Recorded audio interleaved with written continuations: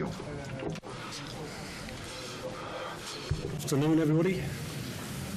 Unfortunately, it's in English. Alors, voilà, donc je vais faire ma présentation en anglais. Alors, ce matin, bon, j'ai parlé très lentement. Je vais essayer de faire pareil cet après-midi. Quelle place pour les solutions balancées en 2014? Voici quelques déclarations d'intérêt qui n'ont pas vraiment d'objet avec ce propos. Alors, premièrement, nous faut-il des solutions équilibrées ou balancées? Alors, cet éléphant-là sur cette balle de plage est utilisé par une des sociétés afin d'assurer la promotion de leurs solutions balancées. J'aurais peut-être dû breveter la photo. Bon. Alors, on a toute une série de solutions à notre disposition. Qu'est-ce qui ne va pas avec celles dont nous disposons d'ores et déjà? Bien, nous savons qu'il y a des problèmes avec... je vais vous parler de cela rapidement. Alors, la HES, amidon hydroxyéthyle, la France qui devance d'un pouce le Royaume-Uni, comme c'est le cas dans la plupart des domaines aujourd'hui, rugby compris, mais loin de la Suisse. Vous voyez l'Amérique, Hong Kong et l'Australie qui n'utilisent pas du tout d'amidon et du point de vue rénal. Alors, il y a quand même pas mal de complications liées aux amidons et problèmes liés à la peau. Et puis, alors, je vais vous montrer ma prouesse française. Alors, on compte les mains. 1, 2, 3, 4, 5, voilà. En français dans le texte, c'est un nombre impair de mains. Trouver la main manquante. Alors, peut également peut-être avec des problèmes avec... l'ESB, la vache folle, alors d'un point de vue rénal bien sûr, c'est l'accumulation des amidons qui provoquent pas mal de dégâts. Alors, les colloïdes synthétiques et le rein montraient des risques accrus. Attendez là, c'est bon. Bon, il y avait l'étude SOAP, mais pas de risque accru d'insuffisance rénale aiguë. Donc, Christness non plus. Ensuite, il y a eu d'autres études sur les colloïdes et les cristalloïdes. 6S et les études CHESS qui ont fait apparaître des constats intéressants dont on entendra parler tout à l'heure. Mais si on compare les groupes des 6S et CHESS, hormis le fait que 6S c'était les patients sceptiques, ça c'était de la pomme de terre et du maïs. Alors on ne va pas se lancer dans l'argument lié.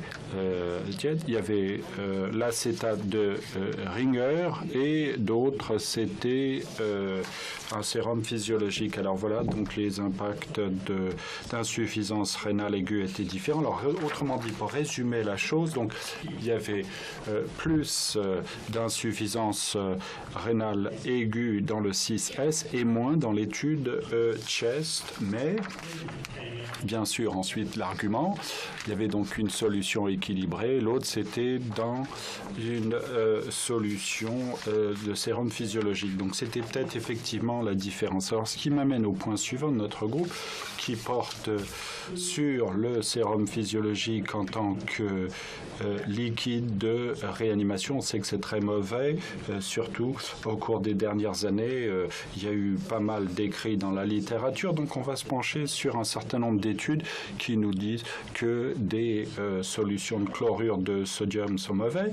Il y avait JAMA en 2012 du groupe de Ronaldo Baloma qui était important d'écouter le titre. C'est l'association entre une solution libérate versus, enfin en chlorure restrictif et l'insuffisance rénale chez les patients sévèrement atteints. Voilà donc le protocole de l'étude. Il y avait donc une période de contrôle où toute solution pouvait être utilisée. Donc ça, c'était le groupe témoin entre février et août 2008, montre effectivement la durée de ces études avant qu'elles ne soient... Donc, période période de contrôle, donc on avait N égale 760. Ensuite, il y avait une phase d'éducation, de sensibilisation et de préparation. Donc il y avait cette phase de sensibilisation où on formait les gens à la solution qui allait être utilisée. Ensuite, la période d'intervention ou la période d'essai au cours de laquelle il y avait Hartmann's Plasma Light ou albumin sérum physiologique donné très rarement, mais pour des raisons très précises, non randomisées. Période de contrôle, phase de sensibilisation, ensuite une période d'intervention. Qu'est-ce que ça a montré? Eh bien, ça a montré que pendant la période d'intervention, lorsqu'il n'y avait pas d'hydrosodé, il y avait un risque légèrement accru d'insuffisance rénale aiguë, défini donc par le critère Rifle, de lésions et d'insuffisance, une augmentation dans le nombre de patients qui recevaient un traitement d'épuration rénale, quand bien même les déclenchements pour cette épuration n'étaient pas notés. Alors, pourquoi cet effet a-t-il été constaté? Peut-être l'effet sodium, qui avait peut-être plus de chlorure dans le premier groupe, plus de tempo dans le deuxième, donc un effet combiné, c'est-à-dire que les techniques s'amélioraient puisque les gens savaient qu'ils étaient suivis, observés, surveillés. Donc ce qui est vraiment très important, c'est que si un de vos proches se trouve en réanimation, bien sûr, il y a des choses très importantes que vous devez savoir. Donc si vous regardez le taux de mortalité en réa, pas de différence. Mortalité à l'hôpital, pas de différence. Durée de séjour, soit en réa ou à l'hôpital, pas de différence. Épuration rénale long terme, pas de différence. Donc, ce que vous avez peut-être, d'aucuns diraient, c'est une acidose transitionnelle qui est traitée par une épuration rénale alors qu'elle n'a pas besoin d'aide. Donc je ne suis pas tellement convaincu par ce papier, mais il y en a d'autres. Il y a celui-ci qui est souvent cité, la grande étude plasma qui nous vient des États-Unis, complications sévères, mortalité, utilisation des ressources après chirurgie abdominale ouverte. Alors, bon, ça c'était une étude rétrospective et comparait la chirurgie abdominale ouverte avec des patients qui recevaient du sérum physiologique le premier jour et ceux qui recevaient un cristalloïde équilibré. Bien sûr, ils ne pouvaient pas randomiser, donc c'était à parier à la propension. Lorsque j'étais étudiant en médecin, Hartmann m'a enseigné et il m'a indiqué que plus les statistiques sont complexes, moins le résultat est pertinent. Et c'est quelque chose que j'ai toujours gardé présent à l'esprit. Donc ceci décrit l'analyse dite de propension. Donc, un appariement a été utilisé avec la méthode métrique, avec l'élargissement fixé à 25% de l'écart type de la logique du score de propension. Pour moi, c'est du chinois. Donc, j'ose espérer que la traduction française ait plus de sens. Mais bon. Alors, cette étude MAC de propension montrait qu'il y avait plus d'utilisation de tampons avec du sérum physiologique et plus d'épuration rénale. Si vous regardez ce qui est écrit dans tous les modèles multivariés d'insuffisance rénale, donnaient des estimations dans la direction qui appuyait une utilisation équilibrée de solutions, mais aucune n'étant significative d'un point de vue statistique. Ça, c'est important. Bon, là aussi, il y avait une augmentation dans l'application d'épuration extra-rénale. Il est bon de se souvenir que certaines des solutions balancées sont passablement coûteuses. Voilà, donc ça c'est le prix pour le sérum physiologie, $80 la pochette, ça me paraît assez cher, $100 pour lactate et $200 pour le plasma. Donc bon, il y a quand même une différence assez notable. Ensuite, Ensuite, il y a cette étude qui était dans le même journal qui montrait une étude crossover double aveugle randomisée contrôlée sur les effets de perfusion rapide de sérum et de plasma light chez les sujets sains. 2 litres IRM montrant, bon, ce qui n'est pas déraisonnable, les patients. Les individus qui recevaient la solution saline avaient un risque accru de chlorure. Ça montre également quelque chose dont on ne parle pas dans le papier, que le bicarbonate a chuté vertigineusement, ce qui irait avec l'acidose et la vitesse artérielle. Ce matin, vous m'avez entendu parler que la vitesse et le débit sont quelque peu différents. J'ai parlé effectivement que les petits garçons qui arrosent le jardin, si vous modifiez l'ouverture de votre tuyau d'arrosoir, eh bien vous modifiez la vitesse, mais le débit reste plus ou moins le même. Ça, c'est un modèle assez compliqué sur l'infusion de tissu cortical du rénal. Et là, ça dépend un petit peu de la méthode utilisée. Alors, cette étude s'est penchée sur des biomarqueurs d'insuffisance de lésion rénale. Là, il n'y avait pas de différence. Donc, il semblerait qu'une réduction dans la vitesse moyenne de débit urinaire chez les sujets normaux qui ont reçu une dose élevée de physio, plasma versus 0,9 de physiologique, DK, donc ça c'est plasma litre 9, sérum 14, je ne vais pas vous ennuyer avec les résultats, vous savez ce que ça va donner, changement de bicarbonate, ça n'est pas étonnant, mais en termes de pronostic global, il n'y avait pas dans la glycémie ou durée de séjour en réa. Plus coûteux, mais ça n'a pas grande différence. Donc, d'où provient l'épreuve que le chlorure de sodium est mauvais? On examine la littérature, on voit la même chose citée à plusieurs reprises.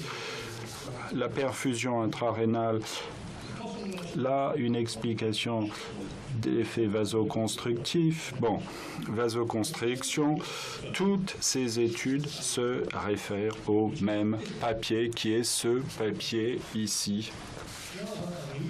Et de manière assez inhabituelle, j'ai décidé de lire le document d'origine plutôt que de lire toutes les citations. Donc ça provient du journal d'investigation clinique publié en 83. Ça, c'était même avant que j'étais étudiant en médecine, donc ça date pas d'hier. 48 lévriers. Bon, voilà, vous savez à quoi ça ressemble, un lévrier. Alors, avec transplantation d'un de leurs reins au cou, dénervé, anastomosé à la carotide, différentes solutions perfusées via l'artère rénale pour mesurer le débit sanguin rénal et facteurs de frication. Donc, ça ressemble pas à nos... Et également une ventilation mécanique et le CO2 maintenu entre 4 et 6, mais ils ne savaient pas véritablement parce qu'ils n'ont pas mesuré, donc à des niveaux de volume standards. Voici donc les résultats, très difficiles à lire. Je ne m'attends pas à ce que vous puissiez les lire, je vais les résumer dans un instant, mais voilà donc bicarbonate, acétate de sodium, dextrose, acétate d'ammoniac.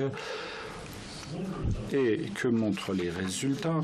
Eh bien, voici les résultats du chlorure de sodium et d'ammoniac. Je peux vous dire que le nombre de chiens qui recevaient la solution saline était 17, donc on cite effectivement des données sur 17 chiens. Si les chiens recevaient des chiens affamés avec ce volume curant, une perfusion qui réduisait leur débit sanguin rénal avec un GFR baissé et la fraction de filtration restait à peu près la même. Donc, j'ai résumé tout cela sur cette planche. Si les chiens reçoivent du bicarbonate, il y avait une légère amélioration, mais pas énorme. acétate de sodium, légère amélioration, d'ammoniac, pas de différence, chlorure de sodium. Ici, donc, une réduction dans les trois, mais chlorure d'ammoniac, même concentration d'ammoniac, une forte réduction dans le débit sanguin rénal, GFR et FF, concentration de chlorure la même, mais des différences notables. Donc, pourquoi est-ce ainsi? Bon, je passe sur cette partie. Dans le papier, les auteurs écrivent, ça donne à entendre que l'effet vasoconstricteur est dû à l'acédose métabolique. Voilà, c'est ce qu'ils affirment dans le chlorure d'ammoniac, mais pas dans la chlorure de sodium différent. Enfin, le pH des chiens était à peu près le même. De façon intéressante, Gerber et un autre papier sur les volumes chez l'animal, si vous utilisez les animaux donc avec une expansion volumique, pas asséchés en leur donnant une solution saline, il n'y avait pas de vasoconstriction. Pas d'explication véritablement donnée à ça. Bon, je suis censé parler des solutions équilibrées ou balancées, on va y revenir, revenons-en. Donc, quid des solutions balancées et quelle solution à utiliser? Eh bien, ça dépend éminemment de la situation selon moi. Donc, bon, vous êtes peut-être aperçu que d'après mon nom, que j'ai des origines italiennes, j'aime les spaghettis, les pâtes. Donc voilà, pour moi, c'est mon plat préféré le soir. Mais le petit déjeuner, sans doute pas. Donc voilà, ça c'est mon plat le soir, mais pas le matin. C'est la même chose pour les solutions. Il faut la bonne quantité de solutions, le bon type de solution au bon moment. Y a-t-il des preuves dans toute notre littérature clinique disant qu'un comportement de ce type améliore la situation? Eh bien, il y en a des preuves si vous creusez au-delà de la surface. On regarde des données d'optimisation hémodynamique périopératoire, on peut protéger la fonction rénale chez les patients en chirurgie avec une optimisation adéquate. Je vais vous montrer des données ici qui ont utilisé toutes sortes de solutions, salines, des colloïdes, albumine. Et ça, c'était une méta-analyse de toutes ces études qui ont signalé des insuffisances rénales aiguës post-op. Et dans tous les bras de traitement, il y a une tendance vers une réduction de l'insuffisance rénale aiguë. Alors, il y a des cas, effectivement, où l'insuffisance rénale aiguë favorise le contrôle. Et malheureusement, il y a mon établissement qui en fait partie. Bon, même si nous avons les experts rénaux, on a plus d'insuffisance rénale. Même chose, donc par la créatinine et l'épuration extra-rénale, il y a une tendance vers moins d'épuration extra-rénale avec une optimisation hémodynamique préopératoire et suivant le traitement, soit fluide et inotrope, il y a un traitement, une tendance vers le traitement. Donc, l'ensemble des résultats font apparaître une réduction notable dans l'insuffisance rénale, en ce sens que l'insuffisance rénale aiguë et l'épuration extra-rénale et mortalité. Bon, bien sûr, il y a les facteurs d'incertitude liés à la méta-analyse, mais ça a répondu en partie aux questions. Donc, le choix des fluides dépend très certainement de la situation clinique. Donc, il nous faut, comme c'est indiqué, une vision équilibrée s'agissant des solutions balancées, également dans cette excellente revue de Monty Mason dans le New England de cette année, qui ont fait remarquer qu'il y a plus de 200 millions de litres par an de solutions salines utilisées aux États-Unis. J'en conclus. Les données dont j'ai déjà parlé donnent à penser qu'un essai contrôlé randomisé portant sur la sécurité et l'efficacité de solutions salines par rapport à une solution salée équilibrée est justifié. Alors, quelle est ma pratique pour ce que ça vaut? Voilà ce que ça donne. Des colloïdes en réa, non. Des colloïdes dans le bloc, oui, certains de mes collègues le font parfois, mais on essaie de les en dissuader. Albumine, réponse oui, parfois. Dextrose, oui.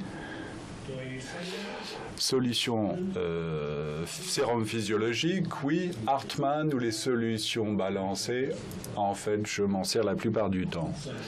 Sur ce, merci de votre attention.